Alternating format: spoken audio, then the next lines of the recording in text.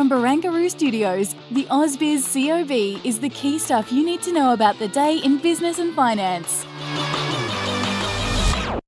Welcome to the COB. I'm Juliette Sarli. We made it the first full trading week of 2025. Looks like we were going to have a good session. Of course, Wall Street was closed overnight for the memorial for Jimmy Carter, but we were suggesting, or expecting rather, that the market could have a good session. We started off strong. You can see there a gain of around 0.4%, but then the sellers started to move in, and a lot of it was about the weakness in the banks. Now, we've been talking about this ad nauseum for quite some time here, that the bankings are looking overvalued, overstretched. On the call today, both Mark Morland and Mark Gardner said to me they would be staying away. Well, today you had Morgan Stanley also really trimming their view on the banks. They're underweight Westpac, they're equal weight ANZ. So the banks certainly tanked, and that means unfortunately that over the course of the week some of our gains have also been tempered somewhat, so we're up by about 0.5%.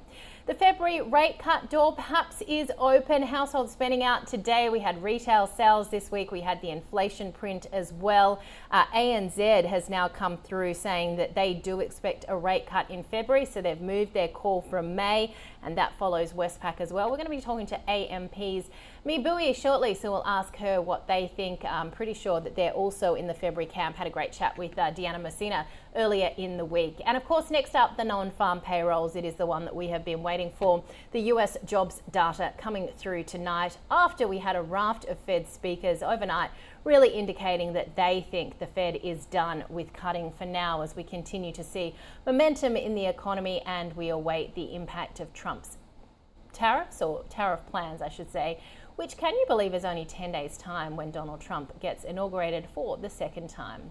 All right, let's have a quick look at some of the sectors. And we mentioned the banks coming under pressure. ANZ not as bad as some of the others, because Morgan Stanley actually did upgrade it to equal weight, but they have downgraded Westpac, saying that they are underweight this bank. So certainly a lot of weakness coming through in the big four today. Having a look elsewhere at the retail players, we had quite a bit of a read on the retail space this week, including household spending today, retail trade yesterday. Lovisa still coming under pressure. Of course, it had that downgrade from UBS yesterday. It was down another 2.6% today to $26.06. And Wesfarmers was a stock on the call. You can catch up with that, of course, online as well. Then the miners, this was a bit of a reprieve because we did see a tick up in iron ore prices in Singapore. So Rio Tinto and BHP both up quite sharply. South 32 looking good as well. So that did help stem some of the overall losses on the market. Looking at some of the corporate news today, Star Entertainment still coming under pressure, down another 11.5% to a fresh record. Now, lenders warning that the casino owner could rather have to become in voluntary administration within months. Of course, it said yesterday that it spent more cash in the December quarter than it had on its books. Of course, now only $79 million of cash. Unibail Rodamco Westfield, meanwhile, selling a 25% stake in one of its European retail centres, in fact, in Prague. And Novonix was also in focus, entering into a licensing agreement with its long-standing tech partner, Harper International. Shares, though, down by 3%. All right, let's welcome to the COB Mibui from AMP. Good to see you, Mi. I haven't seen you so far in 2025. Happy New Year. Just tell us where you guys are at with your rate call, given that we are starting to see some repricing in the market. Happy New Year, Juliette, and AusBiz as well. So yeah, the May rate call is being seriously challenged this week after a raft of data that's coming in slightly lower than economists' expectation this week. We first had retail sales as well as the monthly CPI indicator for November. Building approvals were down as well. And now just today, we also had household spending data up just 0.4% over the month and basically over the year in real terms. It was basically flat. And again, if you account for population growth in Australia, spending per person still seems to be down. And we obviously didn't see a spike in demand following the tax cuts, following all the fiscal stimulus that the government rolled out with the energy bill rebates as well as transportation bill rebates. And I think the most important data point this week was definitely the inflation numbers. While the headline inflation numbers picked up to 2.3% just because of the resumption of some electricity bills in some states, the trimmed mean inflation actually ticked down to 3.2%. That's even lower than the expected core inflation in the US next week. And the RBA is expecting an end of year trimmed mean inflation rate of 3.4%. So we're basically already ahead of their forecast. And that is why markets are actually expecting an 80% chance of a February rate cut over the next month. So to us, we think it's still pretty much of a coin toss right now. Obviously, if you just look at inflation data, then a February rate cut seems to be quite likely. But on the other hand, you still see retail sales. Yes, they are very weak, but they actually slightly up over the past few months in real term.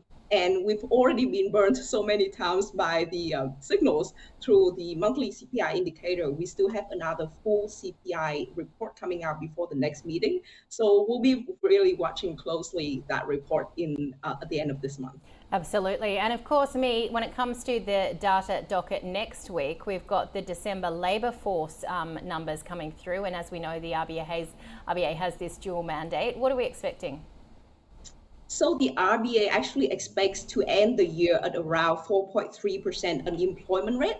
But last month in October, we actually had an unemployment rate of just 3.9%. That's only 4.5% pick up from the trough that we had seen in 2022, 2023. So at AMP, we do think that the unemployment rate will tick up somewhat to roughly 4 or 4.1%. That's our official forecast, but that is still pretty much lower than the RBA forecast. So obviously, if you just look at the headline, this is basically saying that the labor market is still extremely resilient, that the RBA probably doesn't need to worry too much about the labor market right now, just given that we hadn't had much of a major pickup in unemployment rate at all.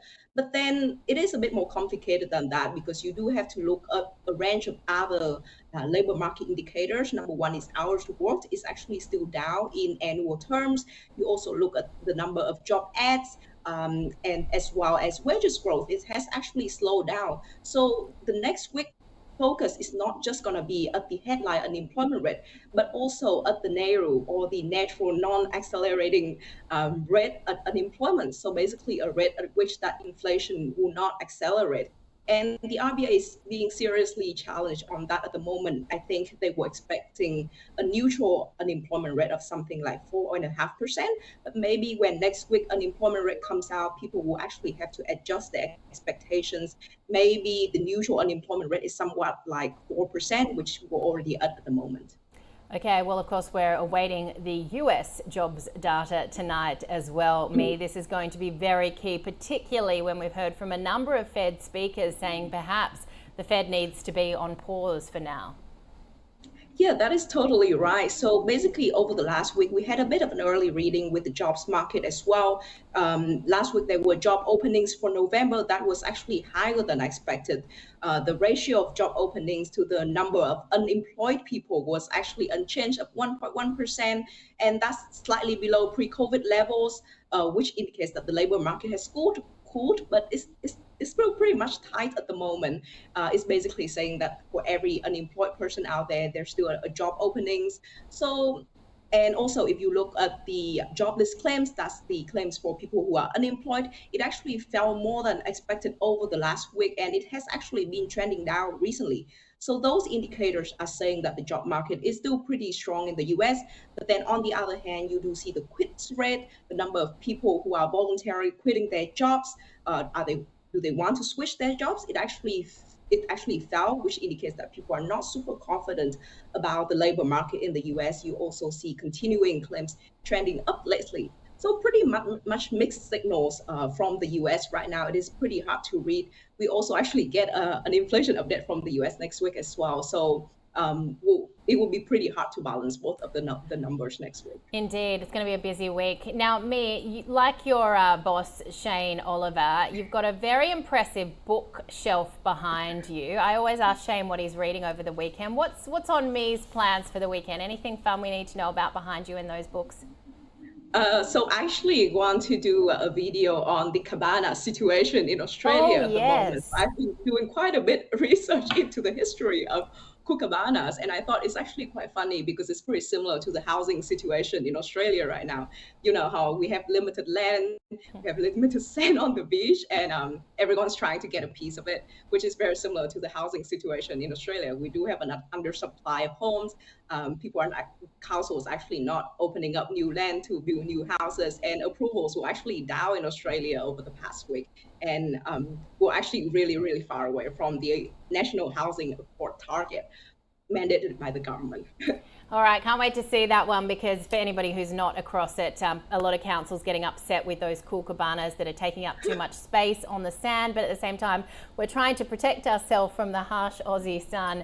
Me, stay safe over the weekend. Thanks so much for your time and joining us on AusBiz. That's me, Bowie, from AMP. Well, the stock of the day was Iluka Resources. I spoke to Mark Gardner from MPC Markets and Mark Morland from Team Invest.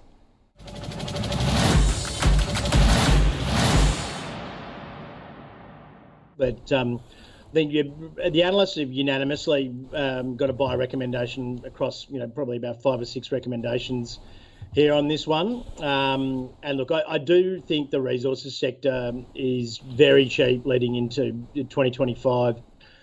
Just overall, really. So you're getting things at actually, really cheap valuations. So across the board, I think it was the second worst sector last year, the materials sector. So they are moving into rare earths as well. There are some quite good values in the resource area. We don't tend to invest in this area, so it's not our area. We like more certainty of returns, and the trouble with resources, they're price takers at the end of the day. And as Mark said, if this happens and that happens, that could be good. All true, but you don't know whether it will or it won't. So at the moment, they're at a fairly strong discount, in that they're normally over 11 PE. So there's a 30% discount there, which makes it a lot better if you're interested in the company.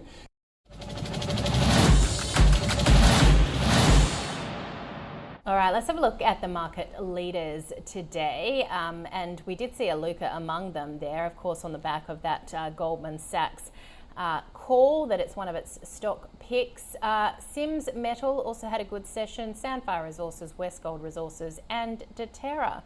To the downside today in terms of some of the big moves, of course, no surprise, Star Entertainment is still there. According to the lawyers, it potentially has 6 weeks to find financing, because Queensland and New South Wales have so far ruled out financial help. Clarity Pharmaceuticals down 2.3%, Lavisa down 2.6%, Deep Yellow and Guzman and Gomez also under pressure. In the small end of town today, we've got these stocks on your screen doing well, including Findi up almost 12%. And to the downside in the small caps, again, Star is there, and Shine Justice off by 6.4%. All right, tonight it is all about non-farm payrolls for December in the US. We also get a read on consumer confidence for January. When it comes to what we're looking out for next week, of course, we have, that's Monday, the Melbourne Institute inflation gauge. But more broadly, of course, we've got the jobs data coming through for December. Quite a few readings. There's a reading on consumer confidence as well. So once again, a very busy week ahead. The CBO 200 finishing the session down by around 1/3%. When it comes to the overall weekly move, the ASX 200, last I checked, was up by 0.5% over the week, 2.6% off records. It's lower by 35 points today, 0.4%, 8294. Star Entertainment and Lavisa, once again, the laggards on the overall market. Now, of course, don't forget our first investor event for 2025 happening this month, January 30th. Time to get it into your diary. High Conviction is a selection of the best ideas this year across public and private markets. We will have some of the country's top investors with their high conviction concepts, whether they be themes, strategies or individual stocks. Registration is free. You can get all the details ausbiz.co/conviction. That does it for this edition of the COB and for AusBiz for the week. Thanks for joining us. We'll see you again on Monday. Have a great weekend.